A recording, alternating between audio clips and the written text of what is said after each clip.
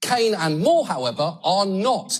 Kane has argued for a return to the gold standard, a virtually unheard of opinion among respected economists. All right, you got to pause it there. Yeah, we sure you got to get into that. I mean, just firstly, Greenspan, before he became a crook and decided to represent the interests of the powers that be, and after he became a crook, before the shadow government got to him and he said, "Okay, I'm going to represent the interests of, I guess, the financial elite," said, "Hey, we should really be on a gold standard." And then when he left, he said, "Hey, you guys better go buy some gold because they're really inflating the value of the dollar." Go look it up. It was in the Foreign Affairs. He wrote a whole article about go find Alan Greenspan. You want the real Alan Greenspan. He's telling you to buy gold. And then there's the bought off Alan Greenspan who got in there for a while and kept, Alan loaning money to the economy. But Alan Greenspan, before he was in power and after he was in power, makes some really good points about gold. However, while he was ruling,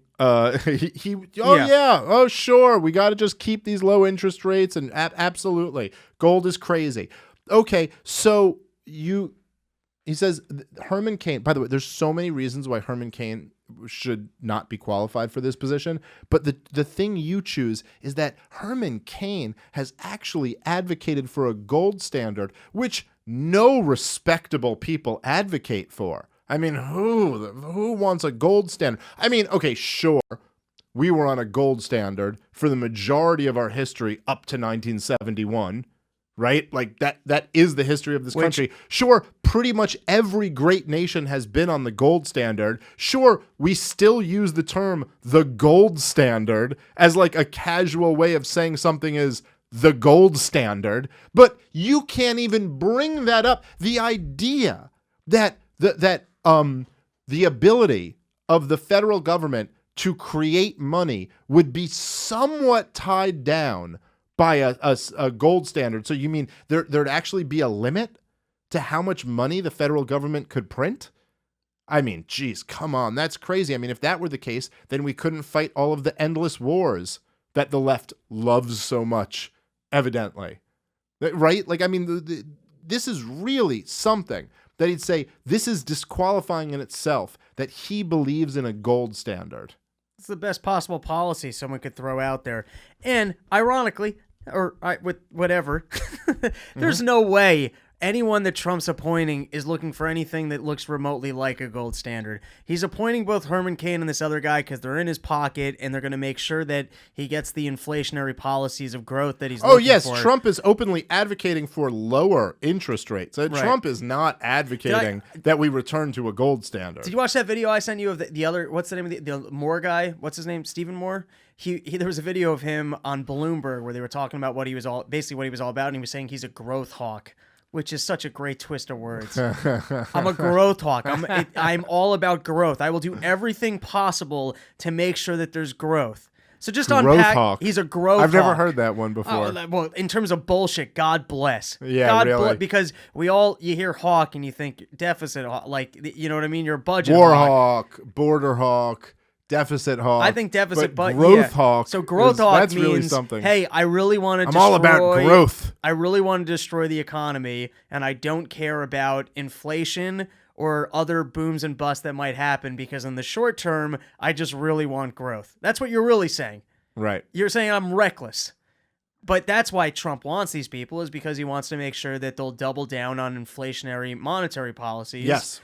So what's funny here is, firstly, it's not just reasonable, it's a very solid approach to financial stability in this country to go, hey, let's have a gold standard. Also, that's not why Trump is interested in him. Oh, absolutely. You couldn't have this more backwards. Oh, yeah, absolutely. All right, let's keep playing from John Oliver. Is a tireless advocate of supply-side economics. He helped design the tax cuts that blew a hole in Kansas's budget, and he once asked if the country even really needs a Fed. But instead, Pause it. Wow, I take it back. Maybe he is qualified. Yeah, right. So, oh my God, imagine somebody who's like opposed to the federal, even questions whether we need a Fed, going and working at the Fed. That's exactly who I want working at the Fed. Like, I wish he actually believed that shit. And I also, it's like the same Alan Greenspan thing. You never trust these people once they get the ring of power on their finger. But Yeah, maybe like I want someone at almost every government department who's at least questioned whether we need that department before. The fact that you just take that as a disqualifying view really says something about your view. Like, yeah, I want someone working at the Department of Education who's been like, do we even need a Department of Education? Because then they're looking at it in a different lens. So I actually love that. And the other thing you say is that he blew a hole in, what was it, Kansas? What did he say? He blew a hole in the budget really with his specific. tax cuts. It's like, okay, here's the thing about a budget. You can't blow a hole in a budget through tax cuts. If you have tax cuts and spending that exceeds the tax revenue being brought in, then you could blow a hole in a budget. But you can choose. Now, I'm not saying there's no argument about blowing a hole in a budget that you could say, well, we could tax the revenue to come in, but you also could cut the spending. Like that's another way to do it. And I don't know anything about this, but I doubt he was advocating we cut taxes drastically and increase the spending. I mean, if he was, then sure, he's blowing a hole in the budget. But if you that's by the way, the George W. Bush model, the typical Republican is like, we'll keep raising spending and we'll advocate a slight reduction in taxes that the left will then pretend is a drastic reduction in taxes. Like, oh my God, George W. Bush took top marginal rates from 39% all the way down to 35%. And then we talk about the Bush tax cuts as if they were these huge, massive tax cuts forever. But actually, more revenue came in when he took him down to 35%, but Also, just a whole other story. My OCD, I like 5 or 10, 35 or 40. What's this 39 garbage? It's very strange. Very bothering to me. Very strange, yes. Yeah. Well, if anything, I anyway. would have voted for that. Like, that's going to help my OCD a little bit. Keep it at 35. I like the 5s and 10s. Can we keep it at 40%? And can I just turn the lights on and off 3 times before I get out of here? But anyway, so oh my God, the gold standard and questioning whether the Federal Reserve should even exist. What craziness. All right, let's play the rest of the clip. Time breaking down why their economic views should be disqualifying in and of themselves. I would like to make a point that requires no knowledge of monetary policy whatsoever, and that is that these two guys are just goofs. They're just a pair of dangerously goofy goofs. And this isn't actually a job where that's okay. Fed board members are famously careful with anything they say in public because markets can react violently. Just 2 words from the Fed chair sent markets soaring last November. And these two are not known All right, for can we pause it thinking again? before they... And Yeah, that's, go ahead. That is the biggest problem with the Federal Reserve. What you're describing is that we don't have sound money, that actions that have nothing to do with the actual economy are distorting all pricing. That's the biggest fucking problem with them. This is the essence of why I wanted to play this clip on the show, and what I really couldn't believe.